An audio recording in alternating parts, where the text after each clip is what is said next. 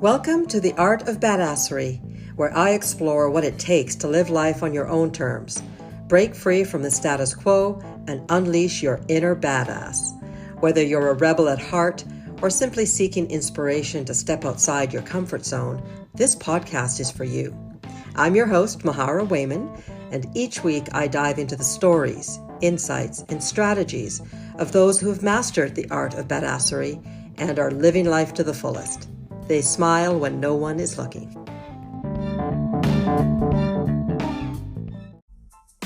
Before we get started, a quick note from our sponsor, Mindfulness with Mahara. What if the struggles that you go through as a female entrepreneur are actually what make your dream business strong? What if doing the inner work is what finally moves your business forward? Ladies, are you feeling stuck, drained, and uncertain on your journey to business success? Let's shake things up a bit and dive into the real game changer, the inner work. As your fellow entrepreneur who's been through it all, I'm thrilled to invite you to my group program, Build Your Best Badass Business. Listen up, this isn't your average group program. We're going all in because I know firsthand that to build a thriving business, you've got to conquer those internal battles first. No more brushing aside the inner work or ignoring that niggle of unease inside your belly. You've already put in the grind for your business. Now, do the same for your growth and empowerment. So join me as we explore the transformative power of clarity, mindfulness, courage, assertiveness, and setting kick-ass goals. Together, we'll shape your journey into the ultimate success story. So are you ready to unleash your inner badass?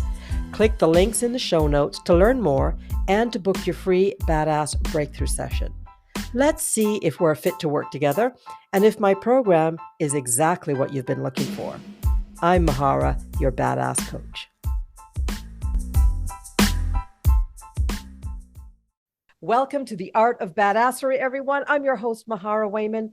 I'd like you to meet my guest, Mindy Lyons, a living testament to resilience and the embodiment of unstoppable determination. Emerging from the depths of depression and battling morbid obesity, she refused to be defined by her circumstances. Now, despite facing toxic relationships and traumatic endings, Mindy forged ahead, rewriting her narrative with unwavering courage. In Mindy's world, vulnerability is celebrated as a superpower, and authenticity is key to unlocking limitless possibilities. No wonder she's a guest, right? Whether captivating audiences on stage or through digital platforms, her infectious energy and magnetic presence command attention, leaving an indelible mark on all who encounter her.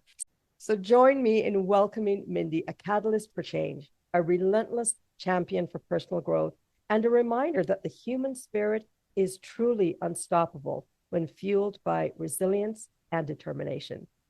Welcome to the show, Mindy. Thank you so much. It's so surreal to hear all of that read to me.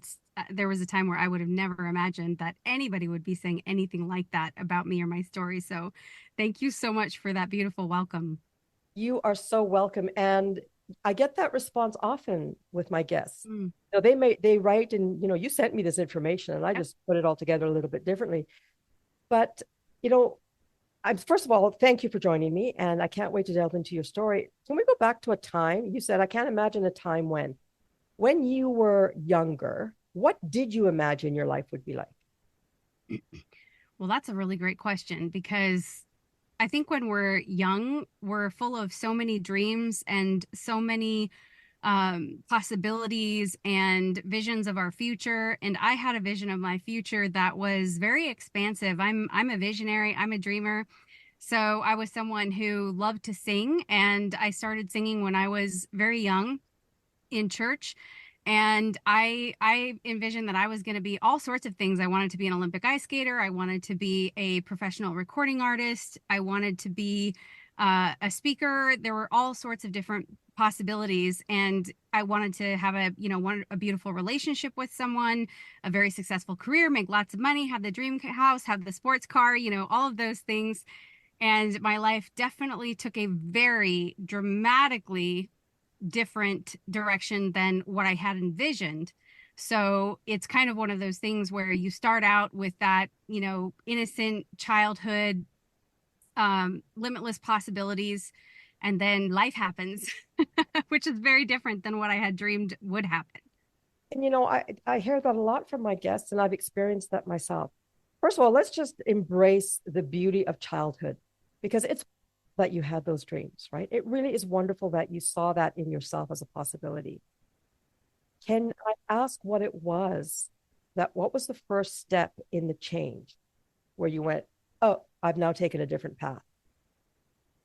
Well, um, I was very much not happy with my circumstances as a child. I did not have close relationships. We had a very, very hard life, which I'm sure a lot of people talk about things like that, but I oftentimes relate my growing up to be similar to a Little House on the Prairie episode. We didn't have running water, electricity.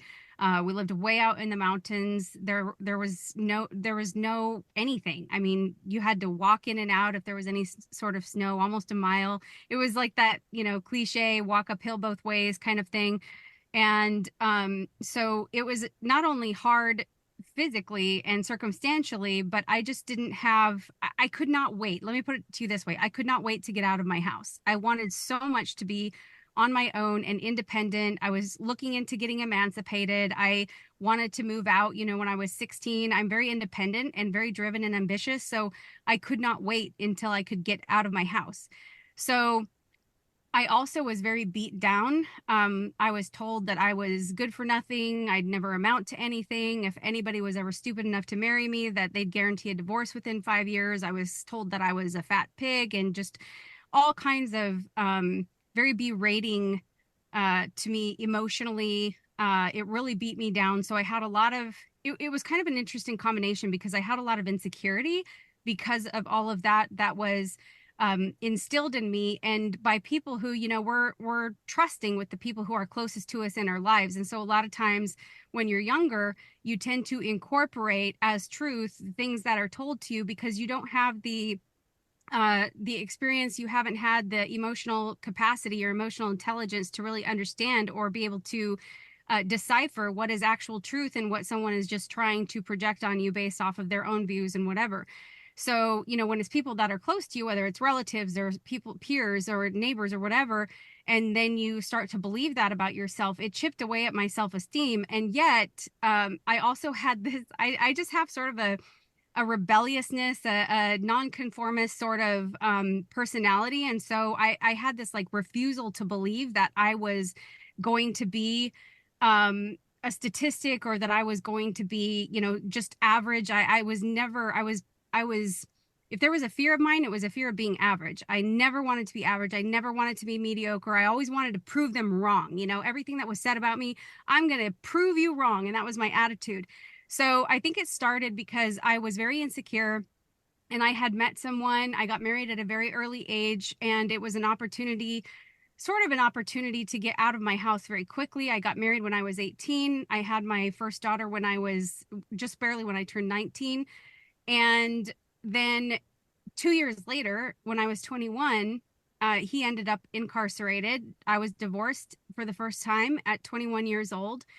And it just completely shattered my world. So I feel like that, what we were talking about with the childhood dreams and all of these, limitless possibilities, going from that to literally being a wife and a mother and a single parent by the time I was 21 years old, everything went topsy-turvy, in a very short period of time. For some women, this happens, at least a little bit later, maybe their 20s or 30s or something. But for me, my first time as a single parent, I've been married twice, was when I was 21. So, yeah. Okay, I'm taking a deep breath for you because, your determination to leave a childhood that didn't serve you is to be commended. And the way that you explained it, and I want to thank you for being so open and vulnerable with us and our audience. The way you explained it made perfect sense. You allowed yourself to buy into the dream of love, marriage, and saw that as a way to help you get where you wanted to go. The disappointment and the disillusionment that you must have felt when it fell through, leaving you as a single mom at 21, which is still pretty darn young, must have been overwhelming. What did you do next? And what I mean by that is not only what did you do outside of your world, like what exactly did you do, but what happened on the inside? Because everything happens on the inside first, I think. So, I'm curious, what was it you said to yourself? Okay, here I am. Now what? Yeah, so I'll answer that, and I feel like I have to get into a little bit of sort of what's happened over the next few years after that to really adequately answer that question. Um, the immediate thing, because of the circumstances, of him being incarcerated, it was an extremely, it's not just ending up a single parent. There is so much humiliation attached to that, and so much judgment and criticism because of the circumstances. And then the humiliation of I moved back in with my parents because I needed to go back to work and I needed someone to be able to watch my daughter. And that was extremely humiliating because, I was told that if anybody was stupid enough to marry me, they would guarantee a divorce within 5 years. And I remember making that joke. I guess you were right because look what happened. So it was very much like here I was setting out to prove you wrong. And then I am not only a divorced single mother at 21, but divorced from someone who turned out to be a criminal. So to me, it's just compounding the amount of self judgment and also judgment from other people, the criticism. It was tormenting to me and extremely humiliating, as if my own value of myself wasn't already low enough. I mean, it definitely um, decreased from that because you tend to blame yourself and how did I do that and all of that. So, but to fast forward, I was single for 2.5 years and I got married for the second time. And that marriage, I don't really know how much to say about that, but that marriage turned out to be an extremely toxic situation, although it did not start out that way. And that's something that I want to point out because a lot of times women go through these relationships where other people will ask them or even make comments like, oh, I would never put up with that. How did you even stay? Why do you even stay? And not, my situation was so complex because it turned out that I was married to a narcissistic sociopath, which I know that term gets thrown out very loosely. And many times that term is misused, whether I think it's misused unintentionally, not really knowing the true meaning behind it, but in every sense of the word, it was absolutely true in my case. And those types of people with those types of mentalities and personalities, they are extremely skilled in the craft of manipulation with every single type of personality that's out there. And they tend to, I know this sounds dramatic, but I'm just going to be real. They tend to prey on women who lack self-confidence, who are people pleasers, women who have a very strong empathy, who have a lot of kindness and compassion. And they're prime targets for people who are like that because they're easier to control, and manipulate. They're easier to, and what I say by when I say that, I think a lot of times people associate overt negativity or almost like abuse, direct abuse, where it's condescending language, physical abuse, there's all sorts of different forms of it, but things can happen so slowly and in the way that is specific to you. So in my case, and I don't know how much we want to get into this, but I think it can help a lot of women. And I think a lot of women can be set free with a conversation like this because I wish that I had known these things back then. Because over time, I was made to believe that I was crazy, that I was the problem. All the problem in our relationship was due to me. And and looking back, it's like, how could that ever have been that is not me at all. How could I ever have been someone that was so beat down, that was so, that lost myself completely. And, and it was so slow and incremental in the tiniest, most subtle ways that you wouldn't even really be able to detect because you don't know that what is happening is actually a manipulative behavior, a controlling behavior, but it's done so overtly and it's done in a way that is specific to your personality. So, for example, me, I'm someone that, remember how I was talking about how I was very insecure and lacked confidence, but at the same time, I'm kind of like, I'm like a stubborn, don't tell me what to do type. Well, he knew that. He knew that I'm a stubborn, don't tell me what to do type. So trying to be someone who was, uh, you know, um, trying to be forceful with me or insulting in any way that's overtly, obviously insulting, that did not work with me. I would put up a wall. I would defend myself, so that didn't work. What he found worked with me was any type of behavior that called out the sympathetic side of me. So there were a lot of qualities, a lot of things that would happen where I would need to show up in a compassionate way. Whether it was a physical pain situation or whether it was just something that happened with his business or something, it would be, oh, I'm so sorry. How can I help? Or how can I make you feel better? How can I make things right? Or how can I, whatever. Or if there was a problem, let's say in the relationship, it was done in a way that was, it's almost hard to explain, but it was done in a way that was so difficult to really put your finger on, because it's like, is that, you start to wonder, is that really a problem? Was that okay? Was that not okay? Because it seems like it wasn't okay, but I know this is happening to a lot of people. And so I don't know if that was, you really second guess yourself, and I didn't have a lot of experience in relationships, so I didn't really know, but it was one of those things where I was under manipulative control through my kindness and my sympathy.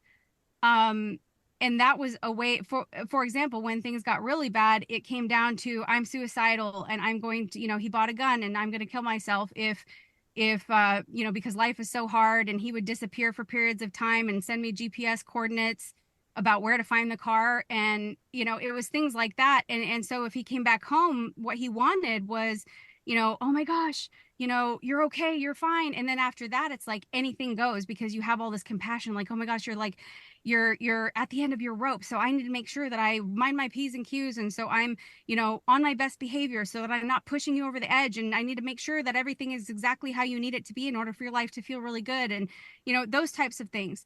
So, I didn't plan on going in this direction, but I feel like maybe there's somebody that needs to hear this, because I am a very intelligent person. And to kind of move things forward, this is why I felt like I had to explain some of this, because it doesn't give the full picture to answer to you what happened right after that first time. 2.5 years later, I went into my second marriage, which turned out to be even worse, but not from the beginning. It was a very, very slow fade. He was very much, people talk about love bombing. That was absolutely what was happening at the beginning of our relationship. And by the way, this was not somebody that was a complete stranger. My first husband, I met at church. He was a theology major. He had been a pastor.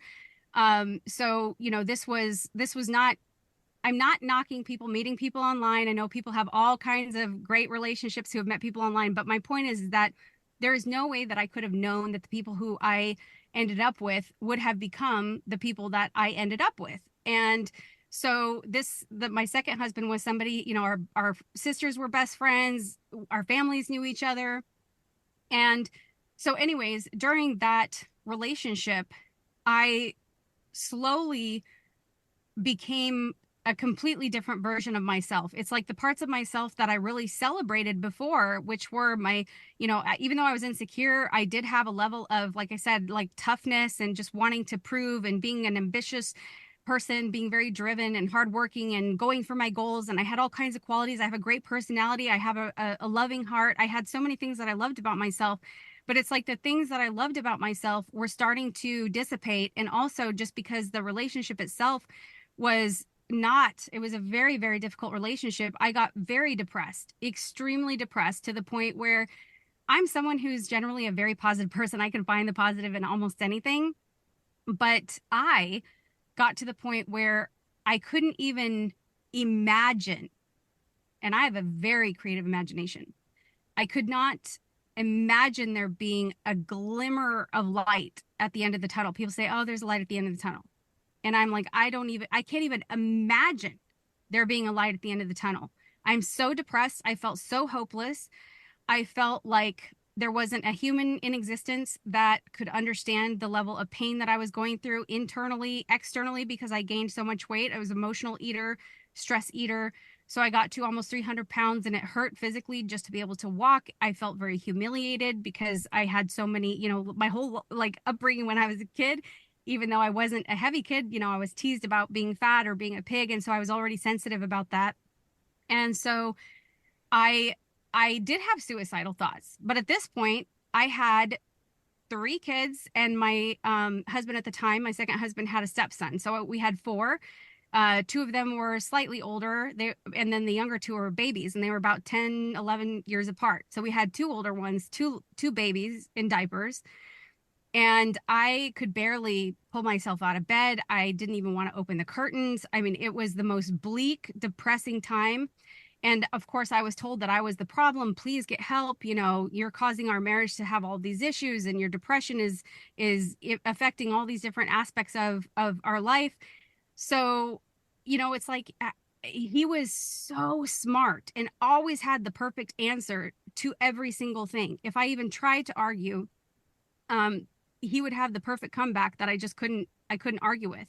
And then if I disagreed, I was wrong because his opinion was the right one. And you learn when there's so much when it's so hostile, when you have that disagreeable, if you have a disagreement, you just learn to just not disagree because you don't want to have to deal with the hostility that's on the other side of that. Plus, I have the kids to worry about, so I didn't want them to be seeing or experiencing a childhood that was tumultuous. So you want to keep the peace in the family. You want to mind your P's and Q's and make sure that even if you realize that, oh well, crap, this is the bed that I laid in, like I made it, and this is our circumstances, and you don't feel like you have a way out of it, so you conform.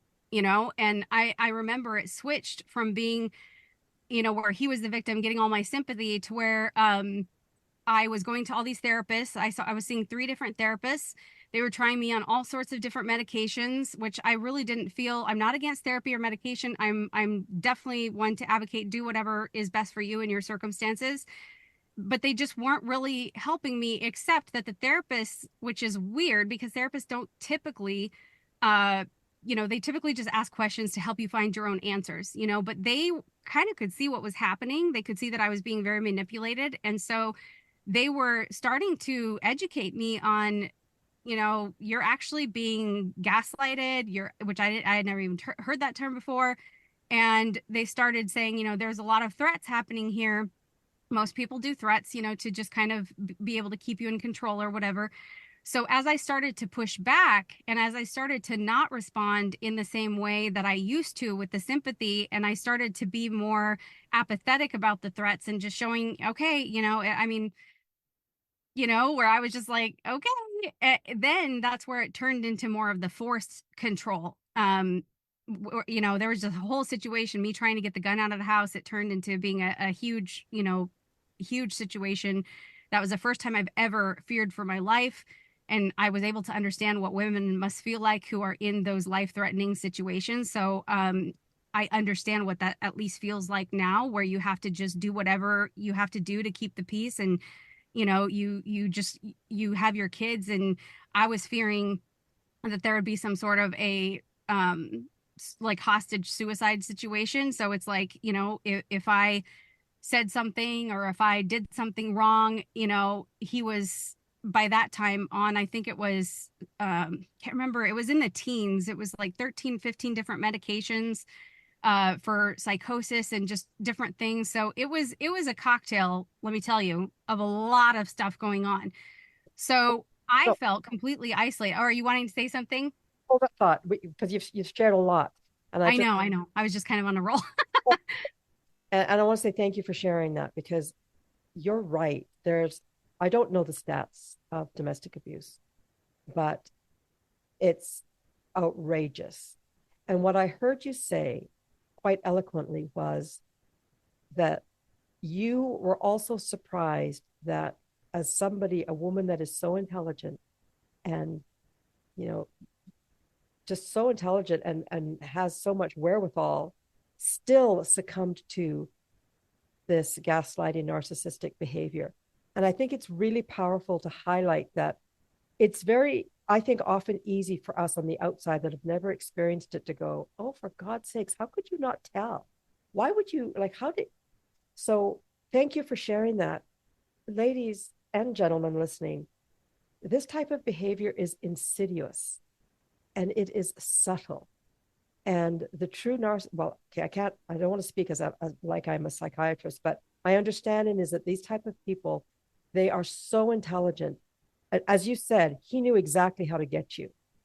But what I think, what I'd love to go, where I'd love to go now is ask you, why do you think you brought this man into your life? What was it that you learned from this horrific experience? And by the way, how many years were you married to him? I was married somewhere between 11 and 12 years. Between the time that I filed for divorce and when it was granted was about a year. So I think it was a total of 12 years. So you spent 12 years in this incredibly abusive relationship. But And it didn't feel that way for, the entire time. of course not. Of course, it was Yeah. very subtle. And as you mentioned, you were love bombed at the beginning. Yep. But, when you look back at it, now that you're on the other side of it, Yeah. what was it that do you think you were meant to learn from this? Well, for one thing, thank you for asking that question. Believe me, um, is it okay if I kind of give a little bit more context to draw the picture for what I'm about to say? So to fast forward, this person that I was married to, the second person, also ended up being a criminal. He is now serving a quite long prison sentence. And so that exposed me to a lot of criticism, judgment. I mean, I already explained the first situation and how that was so horrifying to me. This one was multiple times more horrifying. And so it really led me to have to do some of that self-examination because, you do tend to point the finger and say, I made a mistake, or how did I not know? How did this happen? And people are pointing the finger at me too, even though everything that he did was 100% he's accountable for that. That had nothing to do with me. But when you're in it and when I say in it, this has happened. You were a victim of this happening, even though I had nothing to do with his behavior that led to all of that. Um, I'm still a person that was involved in this situation. I was a victim, and I don't like that word because it sounds so disempowering, but things happened to me and my family that I was a victim of. And so I had to do this analysis, especially because this was my second time. How is it possible that you can be married to two people that end up in prison? And so I did. Even everybody was like, it's not your fault. There were very critical people of me. I lost friends. I lost family members. Some people believed complete lies that were spread about me that had nothing to do with the truth. And that's just going to happen. That's part of it. But, it's like I did do that self-examination, asking myself, okay, let's look back here and let's see what were the commonalities. Right? I really had to do that deep dive into myself. And that's hard. That's really hard to be that level of honest with yourself. Because, like I said, even though I could have never known, one was a family friend, one was a theology, pastor person that I met through church. So I could have never known that. However, it's like, okay, there are some similarities here. What are they? So as I started to look into that, what I discovered was a common theme, and I've already touched on this, but a common theme where I was very, I guess you could say, naive. I was gullible. I was not, my confidence and my worthiness of myself had been so degraded that I didn't have that. I remember going to the therapist and she's like, I want you to look in the mirror and tell yourself that you love yourself. And I laughed at her. I was like, that's never going to happen because I truly, even though I knew that I had good qualities about myself that I liked, I did not love myself. I hated parts of myself. And it was that self-hate, that lack of confidence, that the okay, this is a beautiful quality to have, so I don't want to, this is going to sound negative, but it's a beautiful quality. I have an ability to see beauty in people, in almost anybody. And I like to believe the best about people. So I was shown red flags from the beginning, but I didn't see them as red flags. So I saw this as an opportunity to help someone. Both of them were in situations in their lives where they were struggling in certain areas that I knew that I could help with. And so I did have a little bit of that superhero complex, I guess you could call it, where I felt compassion and they could sense that, and I had value that I felt like I could add to their lives to make it better. And I did, but it was misplaced. And so it's like they took advantage of seeing someone who had a really beautiful heart, who was easy to manipulate. I was very, very smart, but I was also naive, because now that I understand what I understand, I can see, I can look at other people in relationships and I can see red flags like miles away. And so some of those would be things like anytime, okay, I feel like it's kind of hard to draw specifics around this, because I don't want it to make it seem like every single person who has these qualities is a criminal or is, whatever happened in my situation. But as I've learned to understand what a healthy relationship looks like, and a healthy woman, a healthy masculine man, what those qualities look like, they look very, very different from who I was at the time. I was not when I say healthy, I mean like mentally confident, emotionally, someone who has done the healing work in their lives and they're taking full responsibility for where they're at and all of those things. I didn't even know about those things at that time. And the men that I had married were not, were exhibiting behaviors of unhealthy, very red flag type behaviors. So men that, or I shouldn't just say men. I'm not trying to, I know men also go through this with women. So I'm in no way trying to single out men in this. There are many women who are doing these same things to men. And I think very similar things can apply depending on the situation. But I guess what I'm going to say is, in my own situation, I'm not going to even try to apply this to anybody else's situation, but in my own, there were certain patterns that I noticed between the two of them. Like I said, where there would be, okay, here's a perfect example.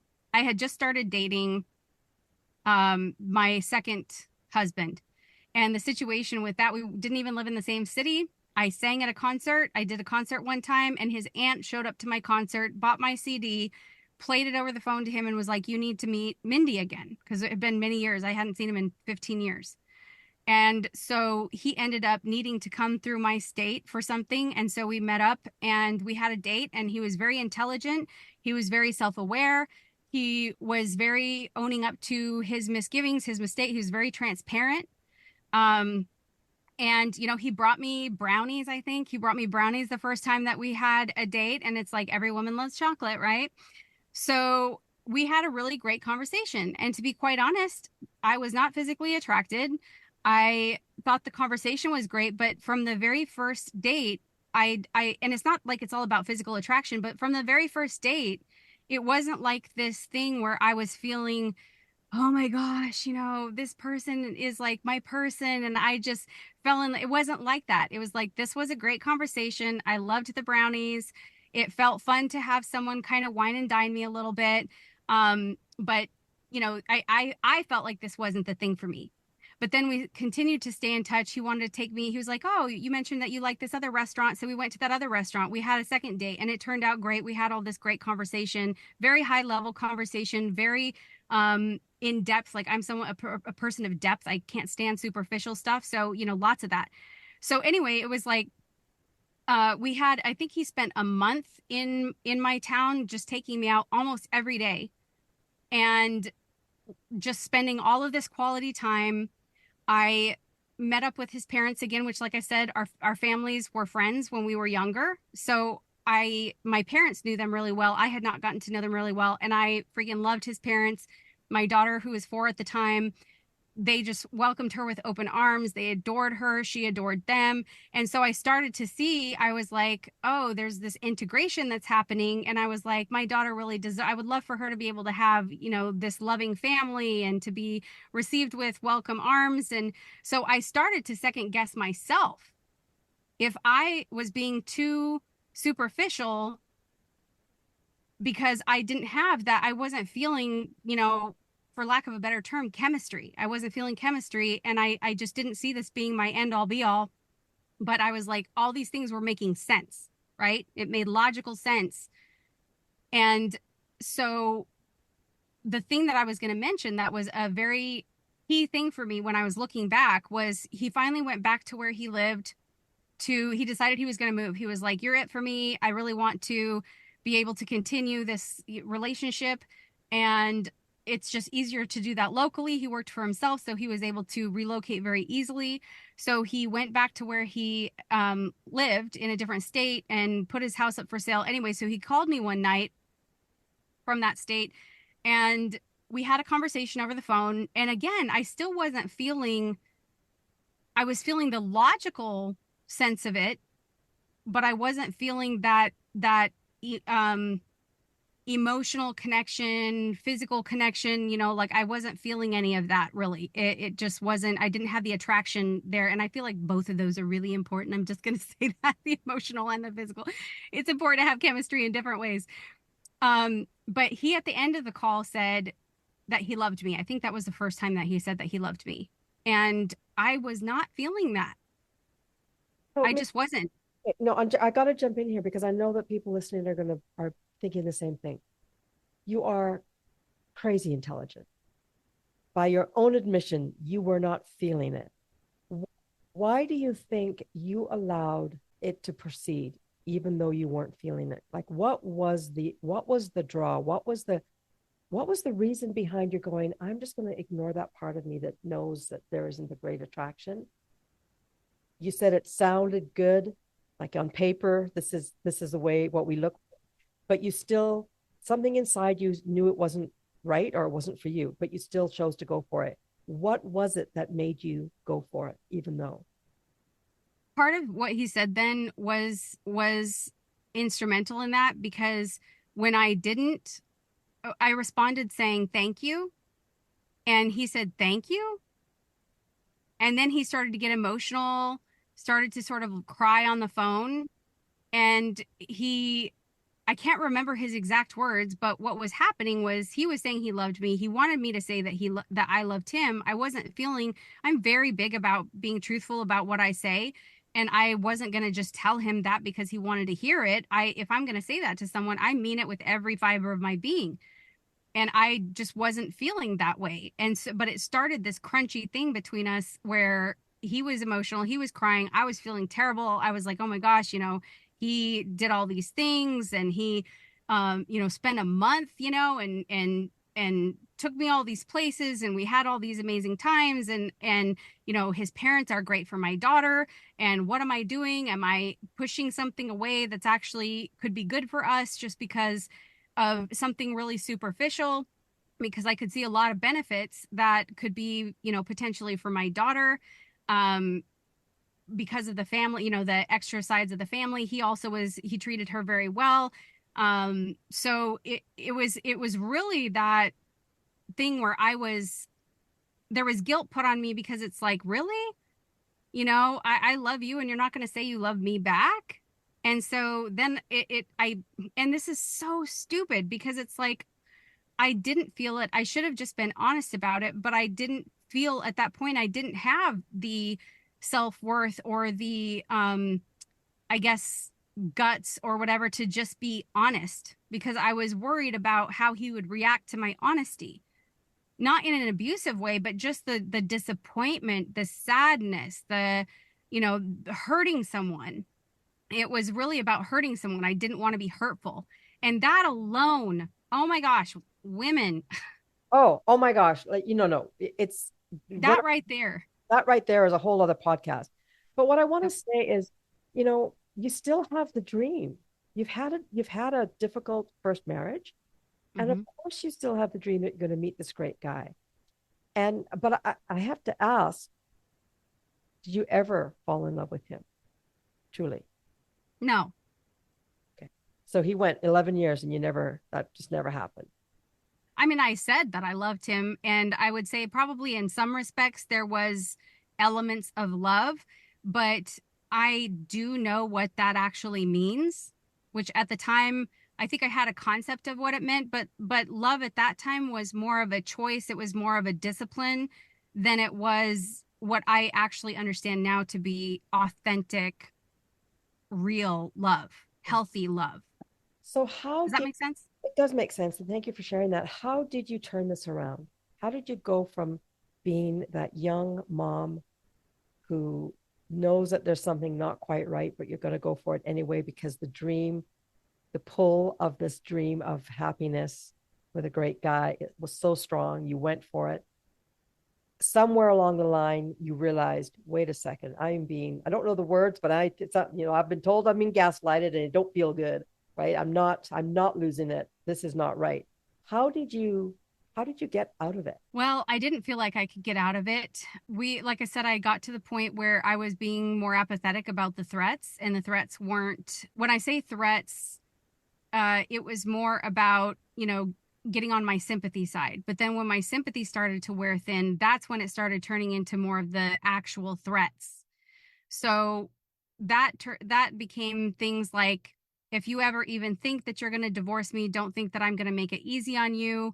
You'll never be able to just take the kids and have a great life. I'm going to make your life a living hell. And so, and like I said, he had the gun, he worked from home, and so he'd keep it on his desk. And he never overtly said, made any threats to me, but he would have it felt like an intimidation thing for me, and he would have it handy.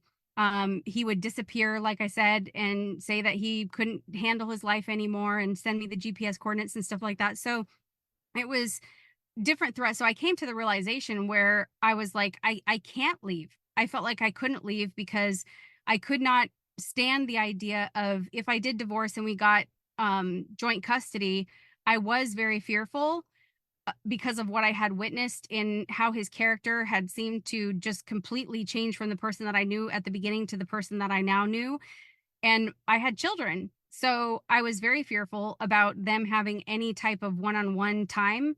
But he's so brilliant. He's so smart. He's so good at being able, he had a prayer list of like 200 some people that he would text every day. He was good friends with the pastor. He was very involved in many different ways. So a lot of people knew him. And there are so many women that are in situations like this where their, husbands or significant others have positions of power or influence, or who are very charismatic, and where if you ever said something, that people would think you're the idiot and they wouldn't even believe you. So yeah, so anyways, the decision really didn't end up being mine. I had come to the realization that I didn't feel like I had a way out, and there were some people that said that I just decided that I was done with it and that I made everything happen. But the fact of the matter is that he had been having some criminal activity going on that I completely knew nothing about, that was discovered. He was put in prison. So it wasn't a decision that was, it was kind of one of those things that was taken out of my hands. It wasn't that I left. He was put in prison and I ended up a single parent overnight. And in some respects, that was enormously difficult. And in some respects, it's, some women have told me, well, that made it kind of easy for you because he just got, taken out of the picture. And I can understand that point of view. um it was not easy at all, but at the same time, it's not one of those situations where, I've had to co-parent. I have no idea how that would have ever even happened if I had to co-parent, for some of the reasons that I already stated. So you are divorced now. Oh yeah, What is the number one thing that you've learned about yourself? I'm a badass. That's a given. I am resilient. Yeah. I am stronger than I even realized. I mean, I know you said number one, but I'm saying these things for the benefit of other women out there because I would have never thought that I would have been strong enough to go through what I went through in that circumstance throughout the entire marriage and everything that's happened since then. And while I would not wish that on myself or anyone else, I have become I love who I am. I am very confident. I'm so much more wise, so much smarter. And one of the things that I love about myself is that I have not, a lot of women could come from a situation like that and become very bitter and become very cynical and have a lot of negativity towards men. I see a lot of women who are in these, bitch and moan groups about men and narcissism and gaslighting, and there's all the buzzwords. And I'm not trying to dismiss that because I know there are a lot of women who are going through those things. But one thing I love about myself is that I have maintained. Certainly I've had those feelings. I've been angry and I've been cynical and I've been bitter. And so I'm feel your feelings, right? Let yourself feel your feelings. However, I love that I still see so much beauty in people. I am very transparent. I did not become jaded. I didn't, now when I'm in the dating scene, it's not like I'm looking at everybody through a magnifying glass and being like, ooh, what problems do you have? I need to match everything that you're saying and make sure that I'm putting you through this huge scrutiny. Yes, I'm going to be wise. I'm going to be smart. And, there are certain things that I'm going to be kind of, just mindful about. But you can maintain a beautiful heart and a beautiful way of being able to retain that empathy, that sympathy, that really sensitive soul part of you if you're that type of person. And you can also be incredibly badass, confident. You can have strong boundaries, and you can maintain both. You don't have to be a bitch if you're having boundaries. That doesn't make you a bitch. But if you're somebody who is someone who feels like you are because you're holding a boundary, probably means that you're already somebody who's almost like on the opposite side of the pendulum, where you're too people pleasing and too much trying to make people happy. Because those types of people, they set up any kind of a boundary or say no to anything, and people either think they're being a bitch or they feel like they are a bitch because they're doing the thing that, or they're not doing the thing that people want them to do or think they should do. And now I'm just like, you know what? I can just tell when I'm meant to do something and when I'm not meant to do something. And if it doesn't line up with what you want for me or whatever, oh well, and the people will flow out of my life if they're not meant to be there, and they will flow in my life if they're meant to be there. And I just trust that. Okay, so much good stuff here. I want to pull out a few key things that I think are worth highlighting. Number one, and this is something I talk with my clients about a lot, which is, I love that you said feel your feelings. Not only is it imperative that we feel our feelings, but I think it's imperative that we understand just because we feel it doesn't make it true, right? Just because we feel lousy, beaten down, like all of these things that we feel doesn't mean that we are lousy, beaten down, an idiot, a softie, any of that stuff. Feelings are feelings. The challenge that we have is that especially when we feel the same thing over and over, we think that the feeling is the is, right? If I feel like a whatever, I hate to use the word loser, but if I feel unworthy, then I am unworthy. Yeah. It's That's such a good distinction. It's such an important distinction. Feel your feelings, and allow yourself to feel them, but do not, if it doesn't serve you, do not attach your worth to those feelings. Yes. I feel like a goofball because I couldn't. Well, guys, you didn't hear it, but it took me 4 times to do the introduction because despite writing it and practicing it, I did it one time for Mindy just before I recorded, and then I couldn't record it without laughing. So it was great. But I'm not an idiot, right? It just happens. So I want to highlight what you said there because that's so important for our listeners to sort of recognize that no matter what type of relationship you're in, you are in, if it leaves you feeling in any way less than, listen to that feeling and question it. Because I want you to know that you are never less than. You are never less than. But to trust your feelings, because what I heard you say, Mindy, was you had many years where You just didn't trust what you were thinking, and you're like, you know what, that's okay. I'm going to go on. It's okay. Whatever. I learned to silence my gut. Yeah. And And that's one of the big things. your gut, man, ladies and gentlemen, you know what's, you know who you are inside. Yeah. Most of us forget and move away from that beautiful spiritual being because life is tough, or it can be very tough. And we can find ourselves in situations that we think are proving that we're not enough. Mm-hmm. Mindy and I want to remind you, you are, my words, not hers, you are a beautiful child of the universe, no matter your circumstances, and you are enough. So if you are ever in a situation where you question them, especially if you are in a domestic abuse situation, please reach out. There are, I don't know if I'll include any in my chat notes, but if you are worried about your mental or your physical health or those of your family for any sort of a reason, please reach out and ask for help. Mindy, did you reach out and ask for help? Or did it come to you because of your husband being put in jail? So the criminal activity was revealed to me, and it was a situation where I had a decision to make whether I was actually going to do something about it. And for me, it was a no-brainer.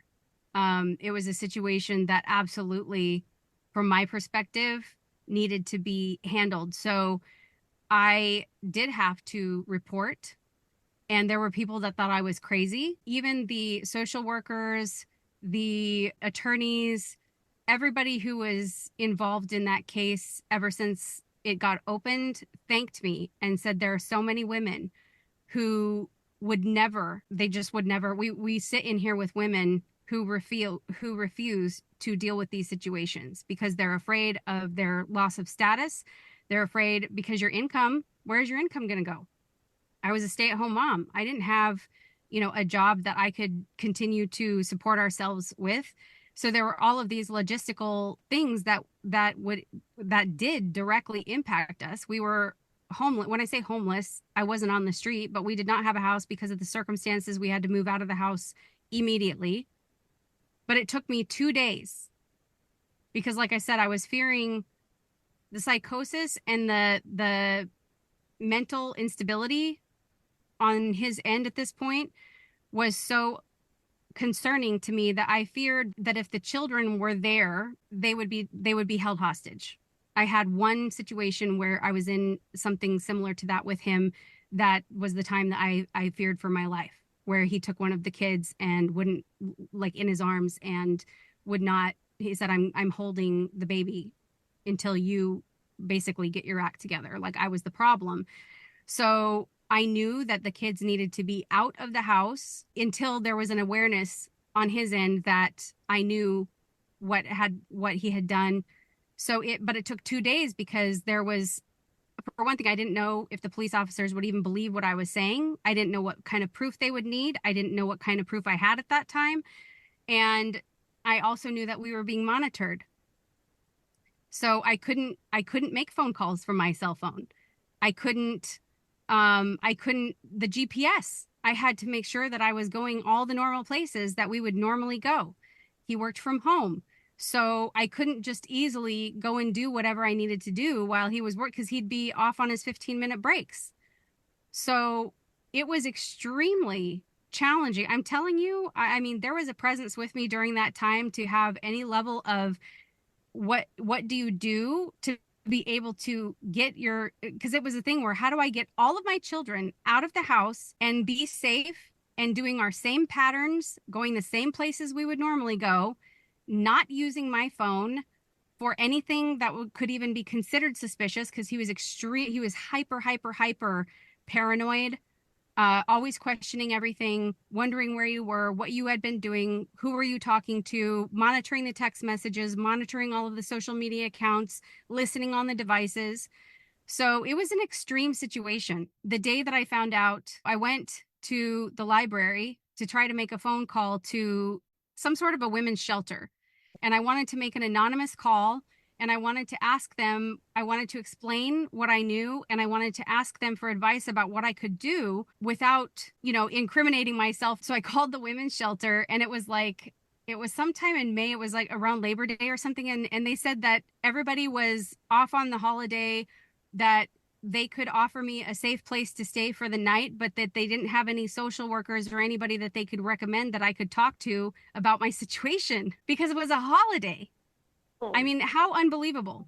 So I told them having a safe place to sleep tonight doesn't help me because if I'm missing, there's going to be suspicion. It's going to be obvious. I cannot not be home tonight.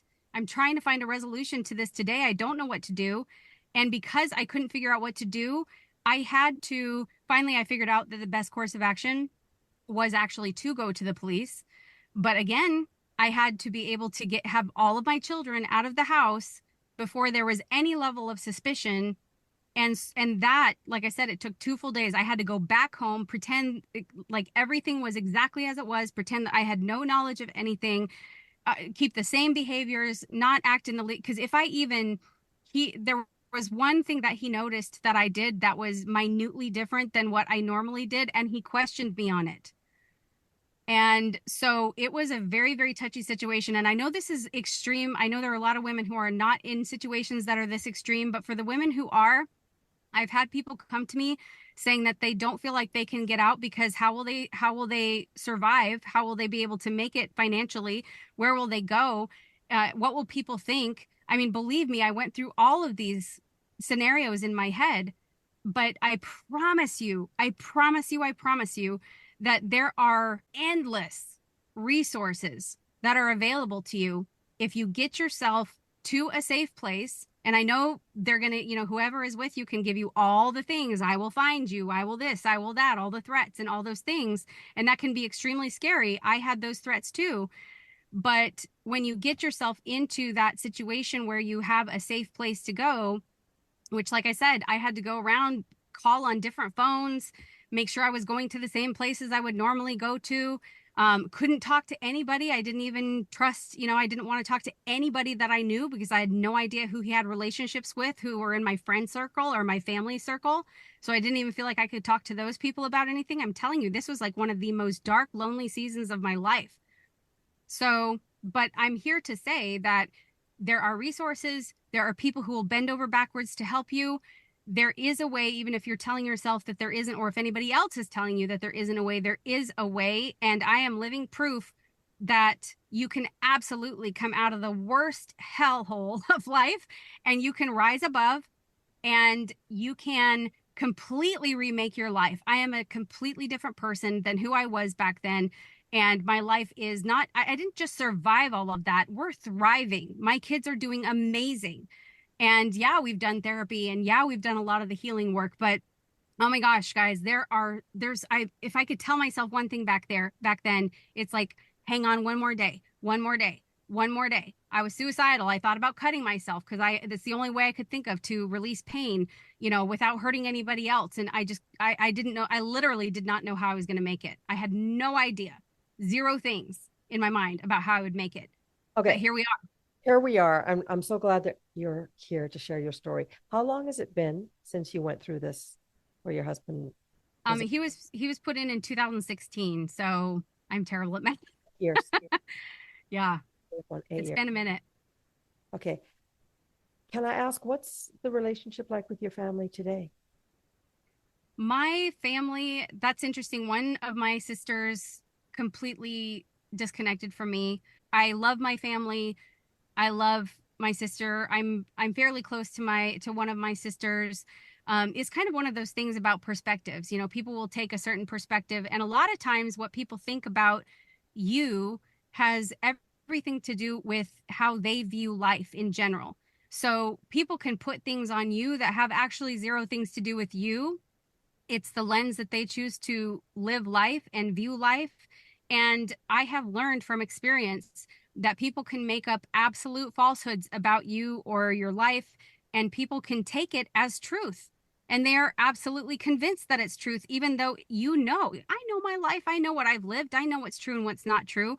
But you cannot change what people want to believe. If they want to believe it, they're going to believe it, and there's nothing you can do to make that happen. So I'm not close, sadly, with almost anybody in my family. My parents, I love my parents, but there's just so many I was raised very conservatively, and I'm not in any way in alignment with the views that that I was raised with. So it's just been tricky because it almost feels like we can't connect on any level other than very superficial, happy birthday, I love you, that kind of thing. There's really I haven't seen them in many years. So let's talk about what you are doing today.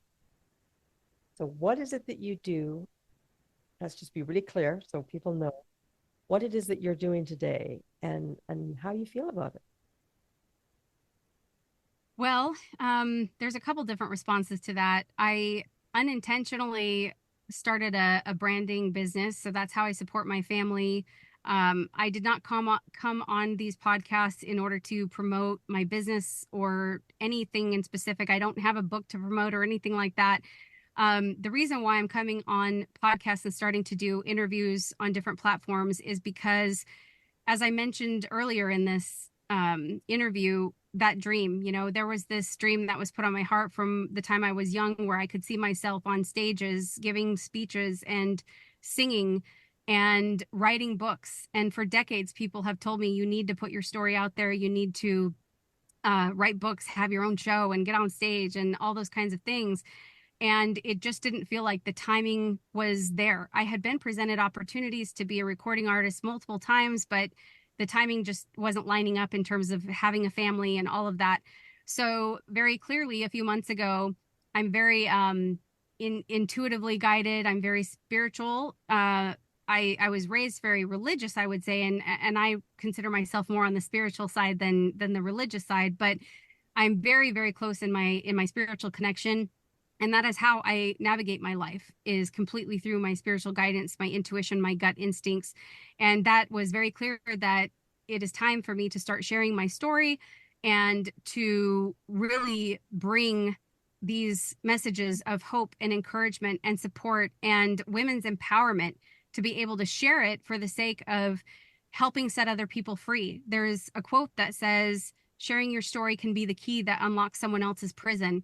And I'm a very visual person. So when I think about that, and I think about all of the shame of the things that I've been through, and I could beat myself up over it, or I could say, you know what, those are all tools in my tool belt. I understand what it's like to be a single parent. I know what it's like to be in line at the food bank and selling plasma to be able to get groceries. I know what it's like to lose a child late in pregnancy. I know what it's like to have the shame of all these different, things, from how I felt about my body and how I felt about my relationships and my unworthiness. It's all tools that I now have where I can connect to so many people on a deep level. And because of my gift of empathy and compassion, it just makes it extraordinarily more so that way. And so now I'm just on a mission to be able to help not just women, humans in general. I freaking love human beings. And just to be able to help infuse whoever it is that happens to watch this or listen to it, to know, to somehow be able to connect to your own innate worthiness, that your worthiness actually has zero things to do with anything that's on the external. It has nothing to do with your relationship status. It has nothing to do with the amount of money that's in your bank account or whatever your career may be. Your worthiness just is. And it took me a long time to realize that, but there's nothing that's going to shake that. If you have degrees and you have money and whatever, that is irrelevant when it comes to your worthiness. And I feel like the more people understand their worthiness, first of all, the more they're going to enjoy their quality of life, the more of this trauma and drama they can save themselves from. And it's just the most incredible thing to be able to share your story and to be able to, I talked about it being the key that can unlock someone else's prison. When I was on stage in my 20s and I was singing, and I could look out into the audience and I could look into your eye. I don't even know where my eyes are landing in this camera, but I could look in someone's eye and I can see the point where it lands, where whatever I'm saying connects with you. I can see the twinkle of hope in your eye. I can see the tear that runs down your cheek. I can see that something changes. Something was activated. And a lady came up to me after a concert and said she was going through something similar. and she didn't feel like she could tell anybody about it. And she said, hearing your story makes me feel like I'm not alone. And that, I'm telling you, that was like, I was determined at that point to share whatever, transparently I needed to share and subject myself to whatever criticism and hate and judgment and whatever. If there's one person out there that I can share this stuff with that can make them feel less alone, it's 1,000% worth it. So that's my mission. Okay, you heard it here, folks. All joking aside, Mindy, I really, really want to just send you the biggest hug. And Oh, thank you. really tough, your story. You went through a lot of stuff, but you are a beacon of hope and of light for anybody, whether you are married or not, or just in a struggling relationship, or even if it's just life in general where you are beating yourself up. Please listen to her words and just take a deep breath and know that you're loved. The mere fact that you are in this world with us makes, that makes a difference. You matter. You matter. You right? might not think that you do, but you absolutely do. There is a reason why you are here, and there is something that you have that only you can bring. It's your unique thumbprint on this world. The life that you're living is your own unique fingerprint on this life experience, and only you, there's a purpose that only you can serve, and there's no pressure in it. Live your life, enjoy your life. There's you don't have to feel pressured like, oh my God, I don't know what my purpose is. You don't, that's the thing, is like I was about to say, there are things that other people crave that you have. And that's tricky, because if you're a people pleaser, I don't want you to get into that mode where you're like, oh, I have all these needs that I need to fulfill. No, no, no. No, your purpose is going to be something that just feels natural to you, that is a beautiful expression of who you already are. And if you don't know what that is, that's totally okay. But absolutely, you are worthy without, even if everything was stripped away, every hat that you wear, everything that you do, everything that you attach your value to, if all of that was stripped away, you would be no less worthy than you are right now. Great, great idea around that. So absolutely, we are worthy, we are worth it. And really, I think that we are here in this world we all have our own lessons to learn. But one of the things I am passionate about is understanding that we are one community. Doesn't matter where you're born, where you live now. I mean, you and I are in different countries. We are all, I think, spiritual beings having a human. As spiritual beings, we got this. We know what's going on. We're totally in the know. But when we incarnate and choose to have a human life, then all different types of challenges come our way.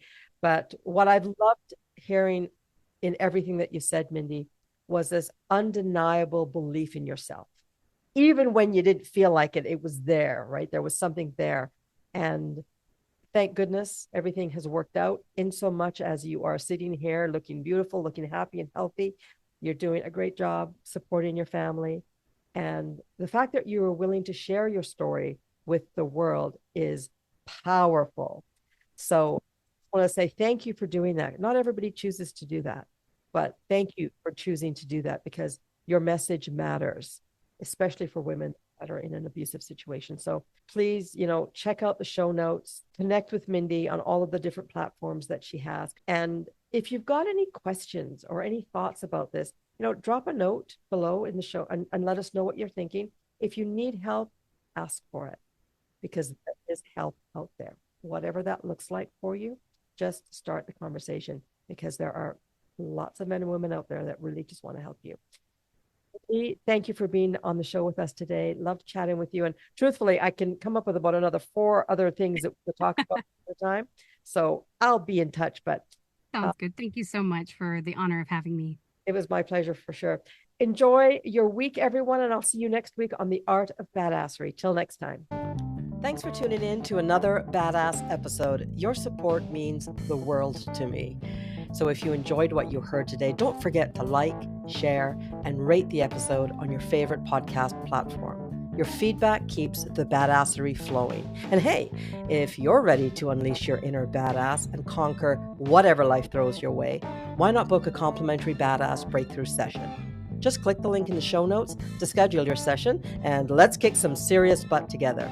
Until next time, stay fearless, stay fabulous, and of course, stay badass. This is Mahara, signing off.